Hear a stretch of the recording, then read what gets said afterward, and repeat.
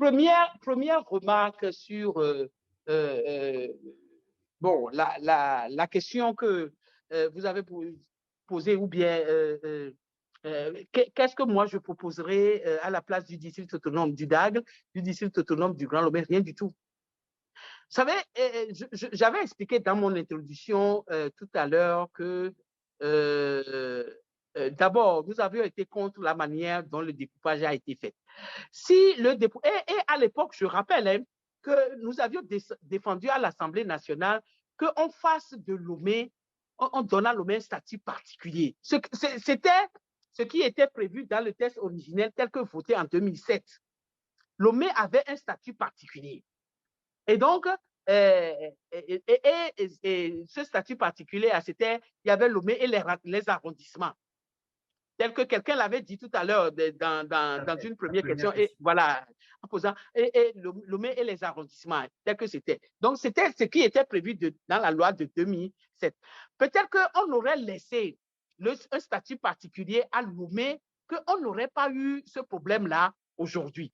Et donc, si vous me posez la question en disant qu'est-ce que moi j'aurais proposé à la place du district, mais j'aurais rien proposé du tout, puisque aujourd'hui, je vous ai expliqué que le district autonome du Grand Lomé, à notre sens, finalement, n'est créé que pour arracher aux communes les compétences qui sont les leurs, pour les concentrer entre les mains de l'État. C'est-à-dire que aujourd'hui, le district autonome du Grand Lomé, c'est un, je ne sais pas moi, c'est quelque chose qui est créé pour cacher peut-être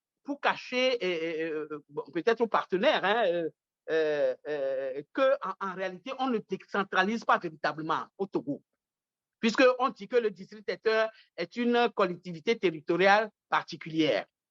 Et dans certains pays aussi, ça existe. Les gouverneurs, on peut décider de créer les gouverneurs, etc. Et tout ça. Ça aussi, ça fait partie de... Et donc, on crée ce district-là, pas pour régler les problèmes que règle en principe un district. On crée ce problème-là pour soutirer des domaines de compétences aux communes et les donner aux districts. Par exemple, les PAM qui collectent des recettes subséquentes sur le territoire du commune sans participer pour un seul penny aux dépenses de cette commune-là, mais vous comprendrez avec moi que c'est quelque chose d'assez incompréhensible. Surtout que lorsque les PAM avaient été créés par arrêté municipal à l'époque sur les délégations spéciales, les PAM participaient au budget de la délégation spéciale à l'époque à raison de 50 millions par an. Aujourd'hui, les PAM ne participent je l'ai dit tout à l'heure, pour 7 centimes aux dépenses ou à la recette ou aux recettes des communes dont elles dirigent les marchés. Or, la gestion des marchés relève de la compétence, dans la loi, de la compétence propre des communes. Vous voyez? Et donc, moi, je dirais, mais si finalement, oui, ça va. Oui, ça va. Oui, alors? Est-ce que vous pouvez activer votre micro, s'il vous plaît? Ah, excusez-moi. Alors, si, en fait, le district autonome du Grand Lomé n'a été créé que pour faire ça, mais je veux dire, ça ne sert à rien de les créer. Il faudrait mieux laisser les communes elles-mêmes gérer, chacun dans son domaine de compétences, ce qu'il y a lieu de faire et tout ça. On se porterait mieux. Parce qu'aujourd'hui, l'État utilise et a créé ce district-là pour soutirer aux communes leur subsistance et donner ça au niveau centralisé, quoi. Enfin, gérer ça au niveau centralisé, ce qui est contraire à la décentralisation. Donc, voilà. Qu'est-ce que moi j'aurais proposé? Rien du tout. D'ailleurs, nous sommes à une phase expérimentale de la décentralisation. Il aurait fallu qu'on laisse les communes faire leurs preuves et puis on voit comment et tout ça et relever les problèmes qui sont les leurs avant que de décider de créer un district autonome du Grand Lomé pour les coiffer et donc pour réaliser tel problème qu'on aurait répertorié, qu'on aurait diagnostiqué, que les communes en elles seules n'arrivent pas à régler. Je vais vous donner, par exemple, je vais vous donner un exemple. J'avais dit tout à l'heure que pour ce qui concerne la collecte des ordures, nous nous sommes organisés et on nous l'avait imposé. Je dirais que cette collecte-là, pour les problèmes d'assainissement que nous faisons en compétences partagées, bon, c'est vrai, avec l'État et tout ça, l'assainissement, c'est principalement de la compétence des communes, mais c'est vrai qu'il y a certains aspects qui vont, et dans le texte, la loi, on a dit qu'on le fait en collaboration avec ANASAP, qui est une institution créée par l'État qui est dotée de moyens subséquents pour pouvoir assurer l'assainissement des villes et autres. Et donc, nous avons décidé que la pré-collecte des ordures se fera par les communes elles-mêmes, c'est-à-dire des maisons vers les dépotoirs intermédiaires et que des dépotoirs intermédiaires vers les communes, vers le centre d'enfouissement de PV, ça sera le district autonome du Grand Lomé via ANASAP qui s'en occuperait. Mais nous commençons à avoir des problèmes. Nos collecteurs, nos pré-collecteurs qui sont de notre charge, nous avons lancé des marchés, donc des sociétés. Donc, on gagne ces marchés. Donc, c'est ces sociétés-là qui exercent ces activités-là pour le compte de la commune et autres. Et donc, font la pré-collecte. Mais aujourd'hui, quand vous allez dans les communes, pas seulement du Golfe-4, de toutes les communes, vous êtes confrontés à un problème. Pourquoi? C'est que le district autonome du Grand Lomé n'arrive pas à enlever les ordures des dépotoirs intermédiaires pour les envoyer au centre d'enfouissement de Kégué. Et la dernière fois, moi, je fais les tours en ville, la plupart du temps pour essayer de voir comment ça se passe et tout ça. Et donc, j'ai appelé nos sociétés qui font la pré-collecte en disant non, je ne suis pas du tout satisfait de la manière dont j'ai vu des poubelles qui changent les rues, etc. Mais qu'est-ce qui se passe? Qu'est-ce qui se passe et tout ça? Chez moi, même à mon domicile, j'ai été confronté à ces problèmes. Pendant une semaine, les voitures ne sont pas parties pour collecter les ordures. Et c'est là qu'on me renseigne que en réalité, les dépotoirs intermédiaires qu'on nous avait demandé de cibler, de créer sur le territoire et que nous avons fait, nous avons mis à la disposition de ces pré-collecteurs pas moins de 6 à 7 dépotoirs intermédiaires où les ordures pré-collectées devaient être déversées. Et donc, le district autonome du Grand Lomé, qui devait faire la collecte de là-bas pour le centre d'enfouissement, a été informé de l'endroit où ces dépotoirs existent et devait aller ramasser là-bas pour assurer son contrat et tout ça.